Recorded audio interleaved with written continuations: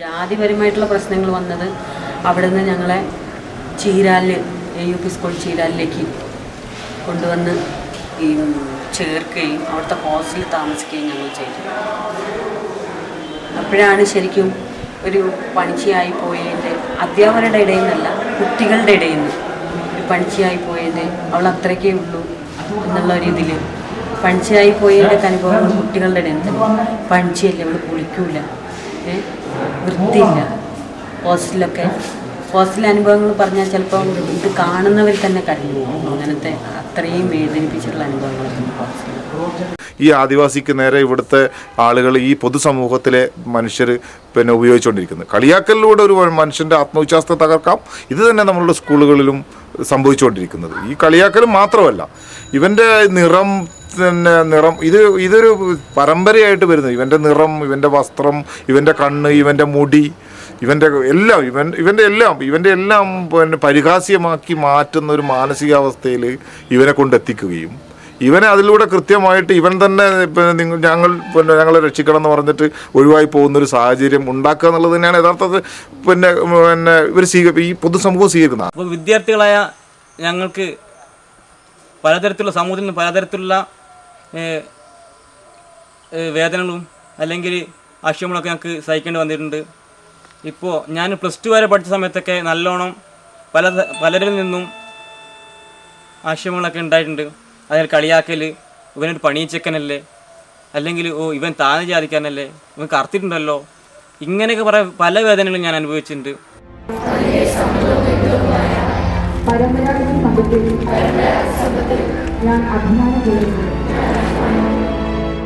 അതുപോലെ തന്നെ ഈ ഭാഷയുടെ പ്രശ്നവും വളരെ പ്രധാനപ്പെട്ട ഒരു പ്രശ്നമാണ്. കാരണം എല്ലാ ആദിവാസി വിഭാഗങ്ങൾക്കും അവരുടേതായ ഭാഷയുണ്ട്. അപ്പോൾ ആ ഭാഷയെ ഒന്നാം ഭാഷയായിട്ട് പരിഗണിക്കുന്നില്ല എന്നുള്ളത് വലിയൊരു പ്രശ്നമാണ്. പ്രത്യേകിച്ച് പ്രൈമറി തലത്തിലെങ്കിലും ഒന്നാം ഭാഷയായിട്ട് ഈ മുഴുവൻ കുട്ടികളെ ഇപ്പോൾ ജനറൽ ക്ലാസ് മുറിയിൽ ഈ കുട്ടികളുടെ ഭാഷയിൽ പഠിപ്പിക്കണം എന്നല്ല നമ്മൾ പറയുന്നത്. മറിച്ച് ഈ കുട്ടികളുടെ ഭാഷ കൂടെ ഈ ക്ലാസ് മുറിയിൽ ഒരു മലയാളത്തിൻ്റെ ഈക്വൽ സ്റ്റാറ്റസോടുകൂടി പ്രൈമറി ലെവലിലെങ്കിലും ഇത് പ്രകടിപ്പിക്കാനുള്ള ഒരു സ്വാതന്ത്ര്യം കൊടുക്കുക എന്നുള്ളത് പ്രാഥമികമായ ജനാധിപത്യ മര്യാദയാണ്. അത് നമ്മൾ കാണിക്കണം എന്നുള്ളത്. വയനാട് പോലുള്ള സ്ഥലങ്ങളിൽ, അല്ലെങ്കിൽ ഇടുക്കി പോലുള്ള സ്ഥലങ്ങളിൽ, അട്ടപ്പാടി പോലുള്ള സ്ഥലങ്ങളിലൊക്കെ തന്നെ നമ്മുടെ ക്ലാസ് മുറികളിൽ കൃത്യമായിട്ടും ഈ ഒന്നാം ഭാഷ ആദിവാസി ഭാഷയായിട്ടുള്ള, അല്ലെങ്കിൽ പണിയ ഭാഷ ഒന്നാം ഭാഷയായിട്ടുള്ള, കുറിച്യ ഭാഷ ഒന്നാം ഭാഷയായിട്ടുള്ള, കുറുമ ഭാഷ ഒന്നാം ഭാഷയായിട്ടുള്ള, അല്ലെങ്കിൽ അടിയ ഭാഷ ഒന്നാം ഭാഷയായിട്ടുള്ള കുട്ടികളുടെ ഒരു സമൂഹം ഉണ്ട് എന്നുള്ള ഒരു ധാരണ അധ്യാപകർക്ക് വേണം. അത് വരണമെങ്കിൽ അധ്യാപകനെ സംബന്ധിച്ചിടത്തോളം ഈ ഭാഷ പ്രയോഗിക്കാനുള്ള കഴിവില്ലെങ്കിൽ കൂടി ഈ ഭാഷ ഇന്നതാണ്, ഈ ഭാഷയ്ക്ക് ഇന്ന സവിശേഷതകളുണ്ട് എന്നെങ്കിലും മനസ്സിലാക്കാത്ത അധ്യാപകനെ സംബന്ധിച്ചിടത്തോളം ഈ ജനാധിപത്യ മര്യാദ ക്ലാസ് മുറിയിൽ പുലർത്താൻ കഴിയുകയില്ല. ഇതാണ് ഇതിൻ്റെ വേറൊരു പ്രശ്നം. ഞങ്ങളും ഈ ജനാധിപത്യ രാഷ്ട്രത്തിൽ ജീവിക്കുന്നവരാണ്. പക്ഷേ ഈ ഭാരതത്തിലെ പൗരന്മാർ എന്ന നിലയിലല്ല, ഒരു തരം തമാശ രീതിയിലാണ്, തമാശ കഥാപാത്രങ്ങളായിട്ടാണ് ഞങ്ങളെ ഈ പൊതുസമൂഹം ചിത്രീകരിക്കുന്നത്. അതിനുദാഹരണം വയനാട്ടിൽ നിലനിൽക്കുന്ന പച്ചത്തെറിക്കഥകളിൽ കഥാപാത്രങ്ങൾ ആദിവാസികൾ തന്നെയാണ്. ഇത് ശരിക്കും ഒരു വെർബൽ അട്രോസിറ്റിയാണ്. ഡാക്ടറെ കൊണ്ടുവരിഞ്ഞോ ആ ബാരിക്ക് കുടുക്കി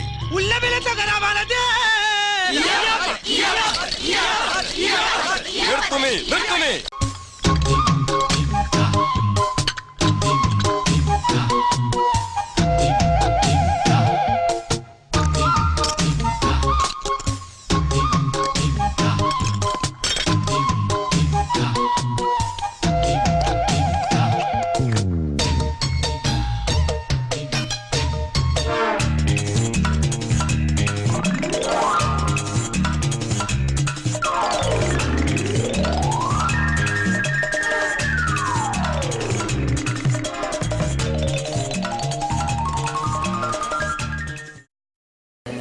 പ്രത്യേകിച്ച് നമ്മുടെ പാരമ്പര്യ വിദ്യാഭ്യാസ രീതികൾ വലിയൊരളവിൽ ഈ മാർജിനലൈസ്ഡ് ആയിട്ടുള്ള സമൂഹത്തെ ഉണ്ടാക്കിയിട്ടുണ്ട്.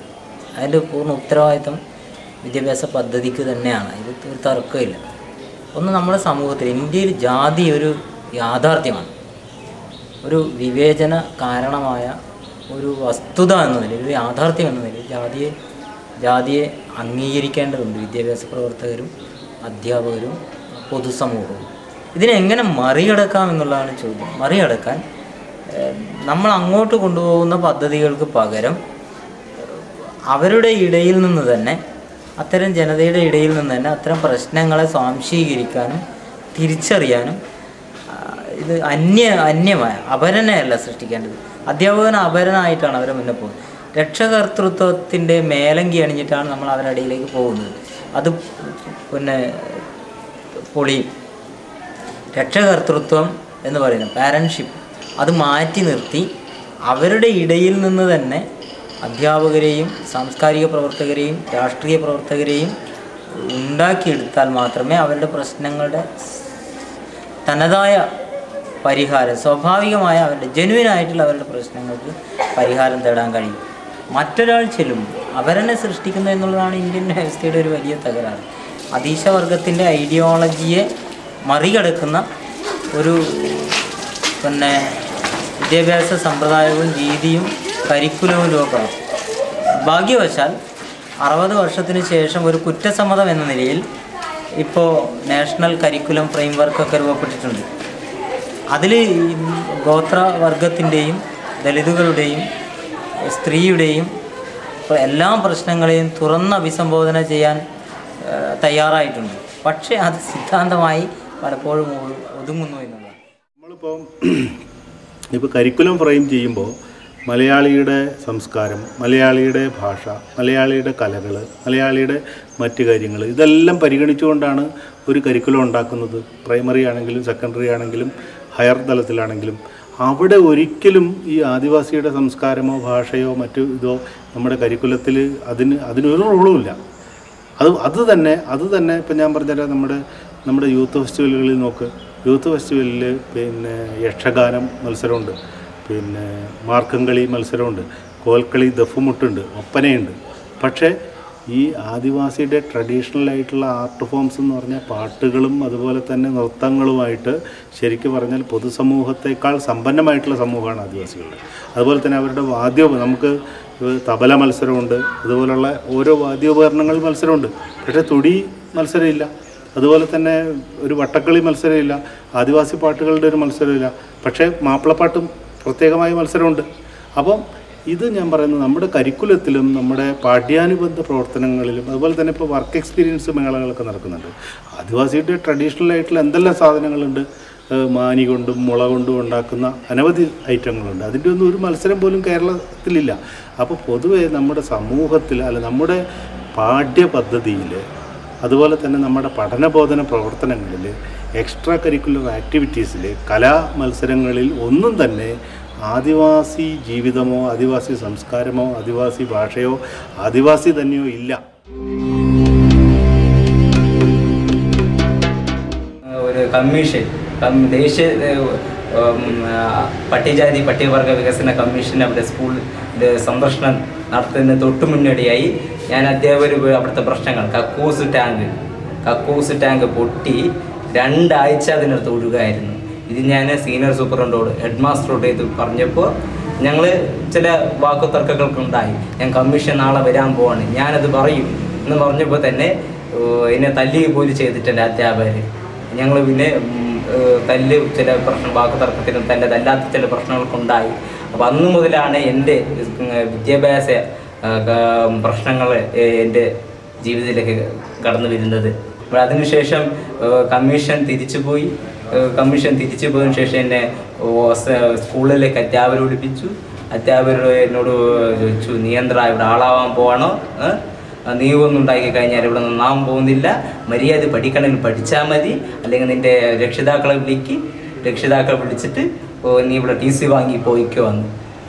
ഞാൻ പറഞ്ഞു ഇവിടെ ഞാൻ പഠിക്കും, ഇനി തുടർന്ന് ഞാനിവിടെ ഇവിടെ തന്നെ പഠിക്കുകയും ചെയ്യും. ഇവിടെ സന്ദർശനം നടത്തുന്ന ഏതൊരു ഉദ്യോഗസ്ഥനും തുറന്നു പറയും, ഇവിടെ കളവ് നടക്കുന്നുണ്ട്, ഇവിടെ അധ്യാപകരെ മോഷ്ടിച്ചവനെ വിശ്വസിക്കാൻ കൊള്ളില്ല, ഇവർ മാനസികമായിട്ട് ഇവരെ കുട്ടികളെ പീഡിപ്പിക്കുകയാണെന്ന് ഞാൻ പറഞ്ഞു. പോയി ചെന്ന് ഞാൻ വീട്ടിൽ വന്ന് സ്വന്തമായിട്ട് തന്നെ പുറത്ത് വന്ന് പത്രപ്രവർത്തകരൊക്കെ കണ്ട് ഞാൻ പത്രത്തിലൊക്കെ ഇടുകയും ചെയ്തു. അതിനുശേഷം പത്രത്തിലൊക്കെ ഇടുകയും ചെയ്തു. പിന്നെ ട്രൈബൽ ഡിപ്പാർട്ട്മെൻറ്റ് ആൾക്കാർ തന്നെ വീട്ടിൽ വന്ന് എന്താണ് പ്രശ്നം എന്ന് ചോദിച്ചു. ഞാൻ പറഞ്ഞു ഇതാണ് പ്രശ്നം എന്ന് പറഞ്ഞു. എന്ന് പറഞ്ഞപ്പോൾ അപ്പോൾ ഉടൻ തന്നെ അവർ ബത്തേരി ടി ഡിയോട് ചോദിക്കുമ്പോൾ ജെസി മോളായിരുന്നു അന്നത്തെ ബത്തേരി ടി ഡി. ജെസി മോളോട് ചോദിച്ചപ്പോൾ ജെസി മോള് പറയുന്നത് ഇങ്ങനെ അത് അവരും കുട്ടിയും ആ കുട്ടിയുടെ പാരമ്പര്യമായിട്ടുള്ള കുടുംബം മുഴുവൻ മാനസികമായിട്ടുള്ള ആൾക്കാരാണ്. അതിനായിട്ട് അവർ ചികിത്സ നടത്തി വരികയാണ്. മരുന്നും ഗുളിയൊക്കെ പുൽപ്പള്ളി ടി എൻ്റെ കീഴിൽ അത് കഴിച്ചുകൊണ്ടിരിക്കുകയാണ്.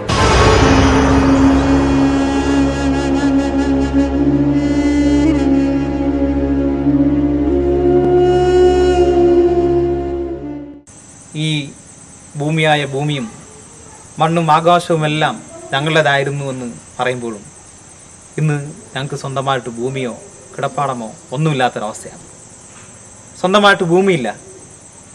അതുകൊണ്ട് സ്വന്തം നിലനിൽപ്പിന് വേണ്ടി ജീവിക്കാൻ വേണ്ടിയിട്ടുള്ള ഭൂമിക്ക് വേണ്ടിയിട്ടുള്ള സമരത്തിലാണ് ഞങ്ങളുടെ കുറേ ആൾക്കാർ.